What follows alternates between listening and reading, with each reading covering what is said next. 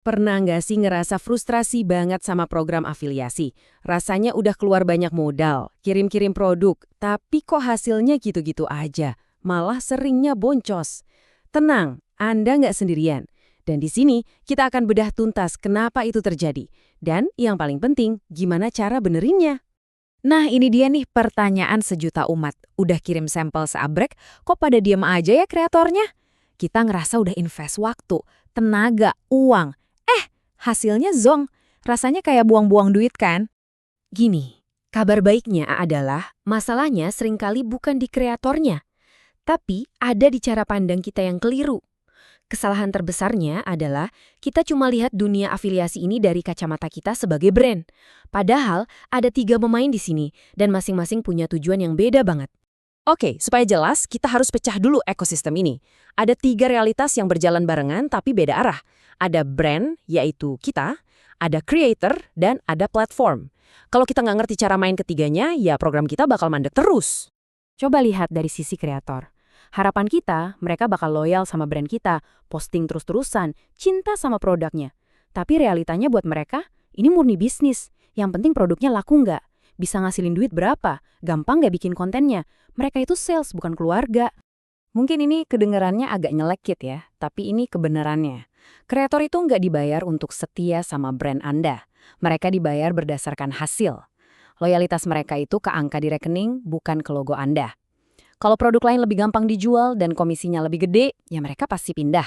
It's not personal, it's just business. Sekarang kita lihat dari kacamata platform, kayak TikTok Shop atau Shopee. Tujuan mereka cuma satu, makin banyak transaksi, makin bagus. Udah, itu aja. Algoritma mereka itu dingin, nggak punya perasaan. Mereka akan dorong konten atau kreator yang udah terbukti jago jualan. Mereka nggak peduli seberapa besar usaha atau niat baik kita sebagai brand. Yang penting, konversi. Nah, karena nggak paham dua sudut pandang tadi, kita sebagai brand seringkali salah fokus. Kita sibuk ngejar angka yang kelihatan keren di permukaan. Punya ratusan kreator, banyak konten yang posting. Padahal yang beneran penting itu, berapa pendapatan per kreator? Program ini beneran untung nggak? Sistemnya jalan apa nggak?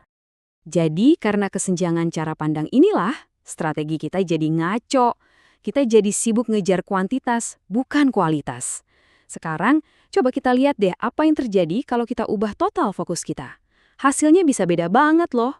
Coba deh lihat siklus ini. Familiar banget nggak? Bulan pertama semangat rekrut 200 afiliasi baru. Bulan kedua yang aktif tinggal 30. Bulan ketiga yang beneran ngasilin cuma sisa 8 orang. Ini namanya siklus gali lubang tutup lubang. Capek doang, tapi nggak kemana-mana. Ini realitas 90% seller di luar sana. Tapi, gimana kalau kita berhenti lari di treadmill itu dan mulai fokus sama yang udah ada? Coba lihat studi kasus nyata dari Brighty ini. Lihat grafiknya dalam 3 bulan. Nanjak terus kan? Ini terjadi bukan karena mereka rekrut ratusan afiliasi baru tiap bulan. Justru sebaliknya. Dan ini dia rahasianya, aturan 80-20. Brighty sadar kalau 80% dari total omset afiliasi mereka itu datangnya cuma dari 20% kreator terbaik mereka. Jadi, daripada buang-buang tenaga ngejar yang ratusan, mereka fokus ngurusin segelintir jagoan ini. Apa yang mereka lakuin? Mereka ngemong aset mereka. Lihat deh Sheryl, pendapatannya meroket dari 300-an juta jadi 700-an juta sebulan. Kenapa? Karena dikasih dukungan penuh, info duluan, stok diprioritasin. Atau lihat @nazwaadinda_02 yang konsisten ngasih omset di atas 100 juta sebulan. Itu kan mesin uang yang bisa diandalkan, nilainya lebih dari 1 miliar setahun. Nah, ini dia pergeseran pola pikir yang paling penting. Tolong banget dicamkan. Afiliasi yang udah terbukti nguntungin, itu adalah aset berharga.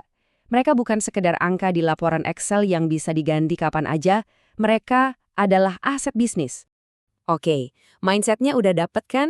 Sekarang pertanyaannya, gimana cara mainnya yang benar? Ini dia, playbook baru yang bisa langsung Anda pakai buat ngejalanin program afiliasi yang sukses dan bisa diukur. Simpel aja, ada 4 prinsip. Pertama, stop ngitungin jumlah kepala, mulai ukur hasilnya per kepala. Kedua, perlakukan mereka yang jagoan itu sebagai partner, bukan bawahan. Ketiga, bangun portofolio yang seimbang, jangan cuma ngarep dapat satu jackpot. Dan yang keempat, paling penting, prioritaskan retensi. Jaga yang udah ada, jauh lebih murah dan lebih untung. Jadi intinya begini, Semua strategi teknis, semua tools canggih, itu semua nggak akan ada gunanya kalau fondasi cara berpikir kita masih salah.